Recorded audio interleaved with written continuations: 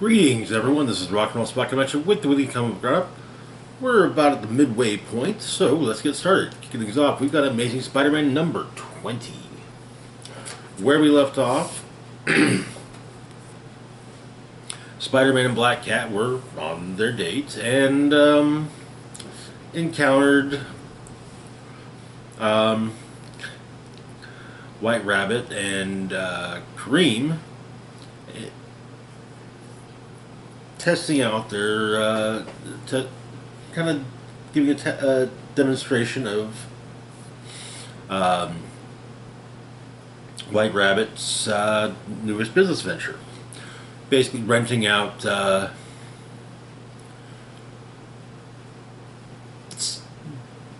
potentially safe versions of supervillain tech for people to basically, do war games with them. Now, that said, these do have safe. Basically, they have safety mechanisms that can be switched off. So, yeah. However, the group's Mysterio turned up dead, and so Spider-Man was like, "Okay, someone's a murderer here. Who is it?" And the remaining five turned on Spidey. So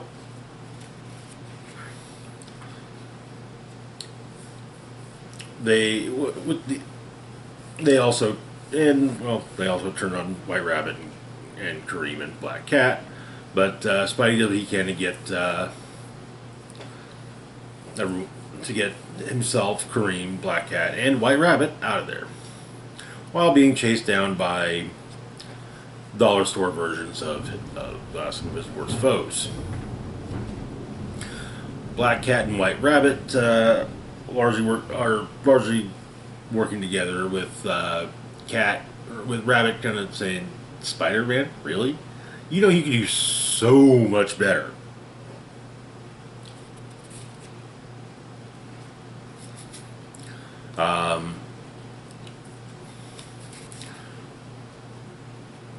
Meanwhile, Kareem and Spider-Man chat some. It should be noted that this makes at least the second time that Spider-Man has saved Kareem, and Spider-Man tries to, help, give Kareem advice to maybe go straight.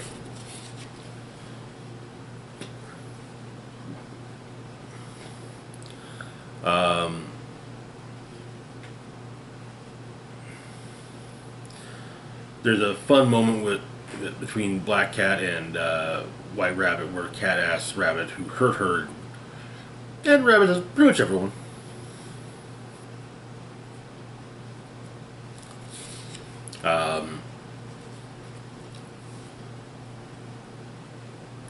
And Spidey manages to save White Rabbit from one of the villains, and opts to use jealousy as an aphrodisiac for Cat. But in the middle of the fight, Mysterio shows up.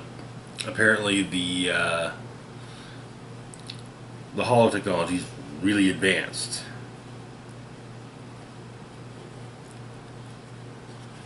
And so they all get webbed up, and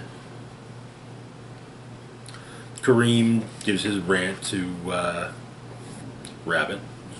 Hey, yes, Tombstone assigned him to work with her, but all of her ideas are just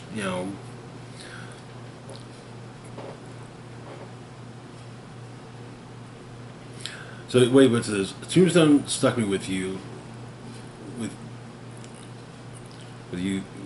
like a promotion, but the 24/7 White Rabbit show is driving him crazy.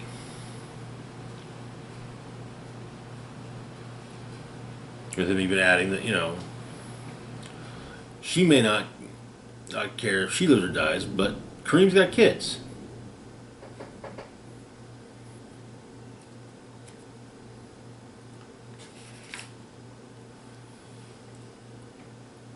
But the two of them head back, and Peter and Felicia discuss the Mary Jane situation. And he explains that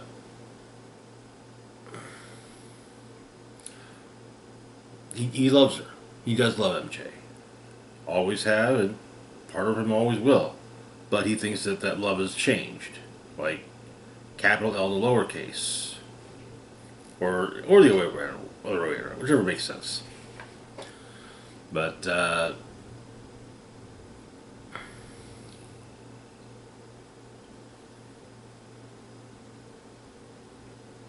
they, they, they managed to, they kiss and go back to enjoying their weekend together, and that is where the issue ends.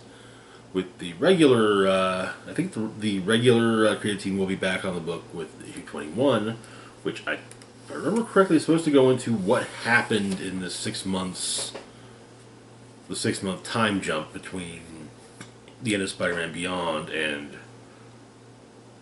this Amazing Spider-Man #1. But good story. And I'll be honest, I'm a Peter and MJ stan. That's my favorite romantic relationship for Spider-Man, is him and MJ. And largely it's because that's what the status quo was when I started reading comics. That said, I do have an appreciation for the Spider-Man Black Cat dynamic. Now the downside there being that it does feel a bit, while it's different, it still feels similar to the Batman Catwoman dynamic. And it could just, a large part of it could just be because Black Cat feels very similar to Catwoman. So, yeah. But either way, I'm hoping that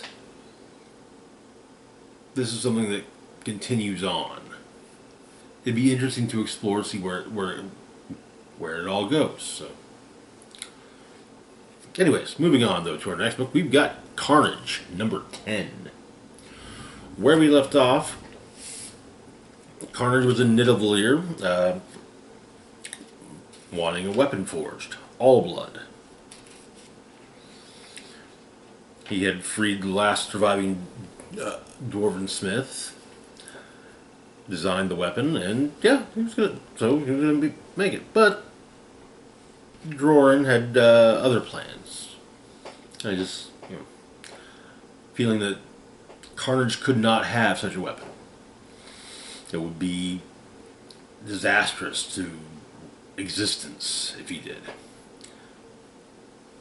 And he told Kenneth Neely, who's been Carnage's traveling companion, about this.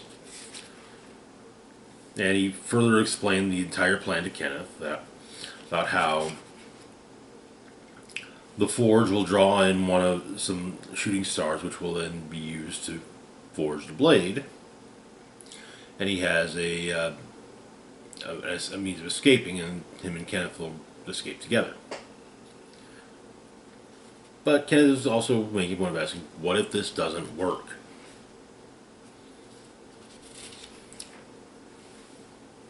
Meanwhile, John Shade has arrived in Nidavellir and is getting closer to Carnage. So the aperture opens, the star has come through, and it seems that Drorin's plan is working. However, Shade shows up. Keep in mind that Shade has a bit of the Carnage symbiote inside, a bit of the Codex inside him, and well, Codex reaches out, and Carnage is able to get free.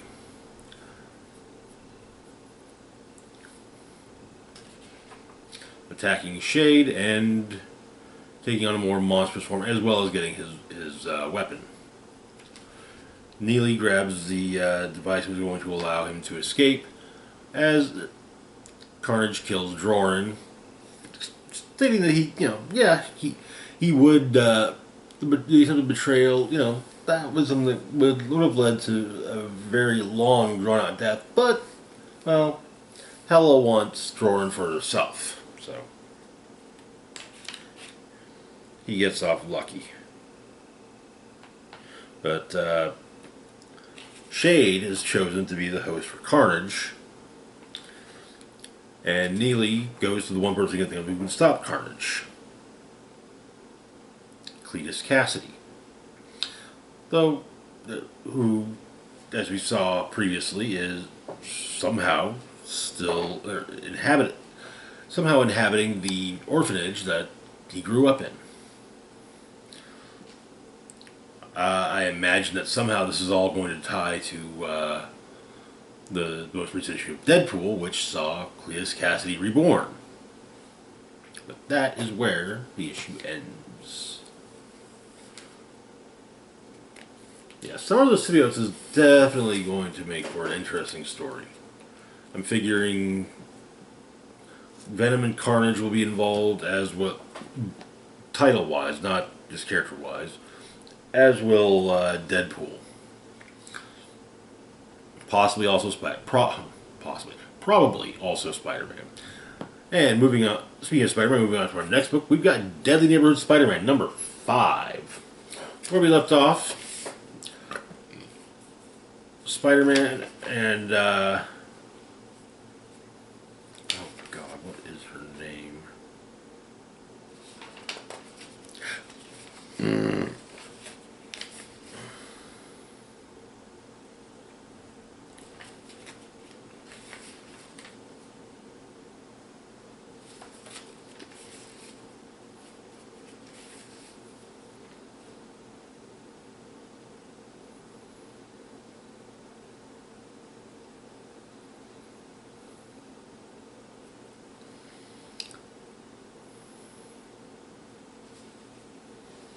Damn it.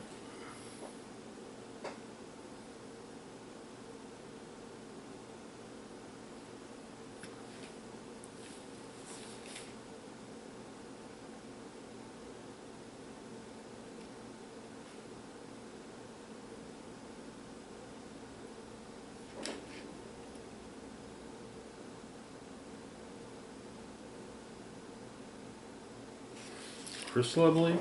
But her and Spider-Man are in the Dream Realm, facing off with Demon Bear. The creature takes form and it opens with, with Peter thinking, I met the enemy, and it is me. But Peter gets run through and thinks back on King Arthur books he read as a kid. He remembers how Mordred took out King Arthur. Got run through, took a spear, and then just basically pulled himself closer within striking range, landed the killing blow, and basically Spider-Man does the same thing. Crystal gets hit with some of the shrapnel, and turns into a spider heroine with a purple and gold motif. Looking a bit more symbiote, but, not. Demon Bear gets through, and they get back to the real. They get back to the waking world at ESU Tech in Pasadena. They make some modifications to their machine, and Demon Bear tries to come through, but Spider-Man prevents him from doing so and traps him back in his own realm.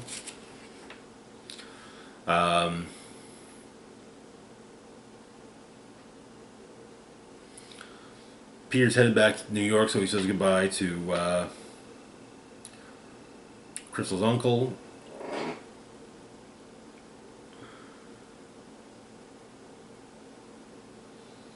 And though, as Crystal's uncle is sitting on the Long Beach Pier, looking out at the sea, his wheelchair's still there, but it's empty now.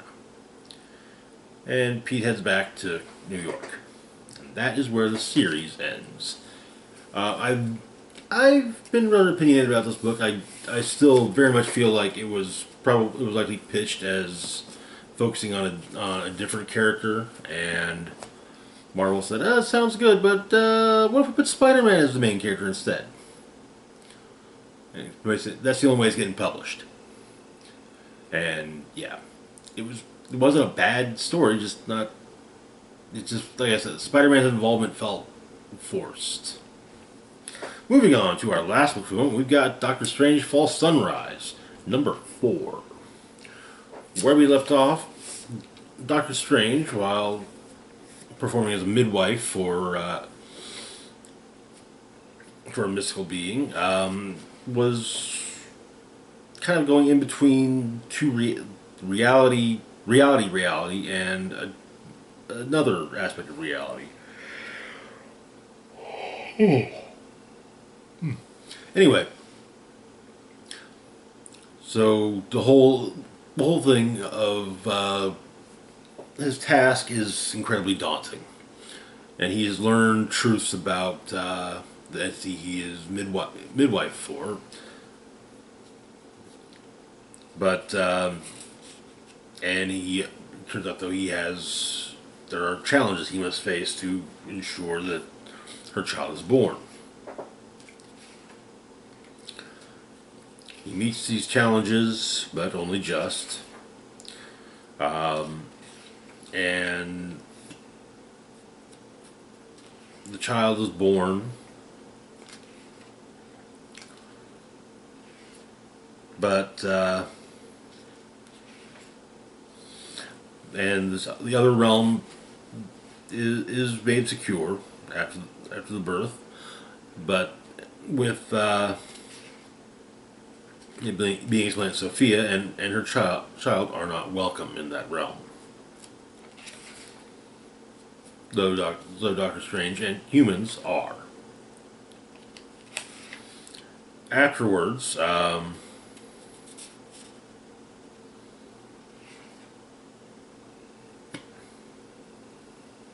Sophia wipes Doctor Strange's memory of what he went through, and we see some shots of some of the side characters continuing their existences in this other aspect of reality, and that is where the series ends. And much like Deadly Neighborhood Spider-Man, I've had some opinions on this. The big one being that this feels like a book that shouldn't have been a 4-issue miniseries. It should have been a single volume original graphic novel or prestige format one shot, whatever. But it should not have been broken up into 4 issues. That said, it's probably one of the prettiest books I've read in a while. And the story was interesting, just hard to follow on a monthly basis. That's part of why I think it would work better as a one-shot or graphic novel, is that you could sit down, read the whole thing, and it would flow much easier. I'm probably going to, at some point in the near future, track down the other 3 issues and reread them and see if it's easier to follow that way. Moving on to our last book movement, we've got Planet Hulk Worldbreaker, number 4. Where we left off, it was revealed that the remnants of the Old Strong are led by Grand Priestess Vankira, are attempting to destroy Sakaar and put the blame on the Harg, the descendants of Green Scar, Hulk. Though Amadeus Cho has managed to free She-Hulk, and while Banner has been asked to help, he has refused. But the world is starting to break, and the stone ship launches.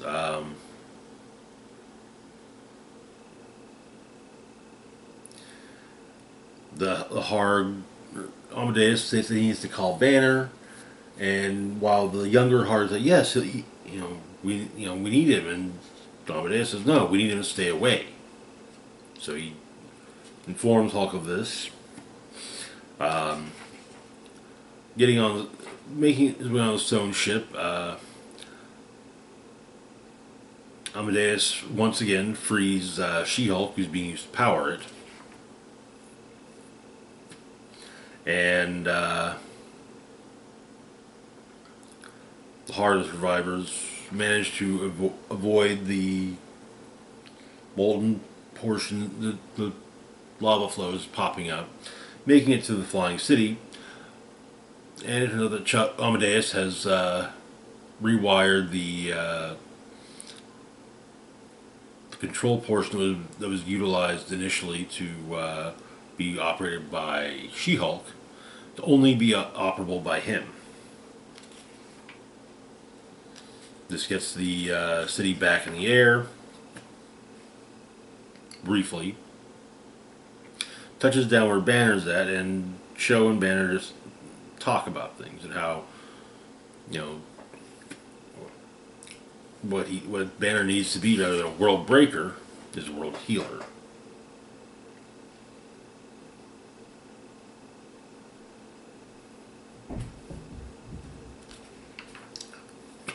But Banner unearths his sword and armor from his days on Sakaar, and they go after Princess Valkyria, who has left the planet. But her followers are saying, talking about how the return of the Green Scar, and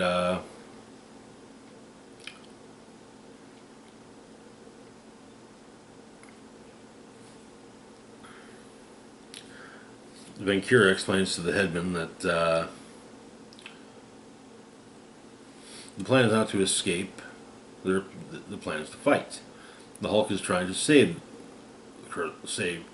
Sakaar, but Valkyria states that this time Hulk's not the Worldbreaker. They are.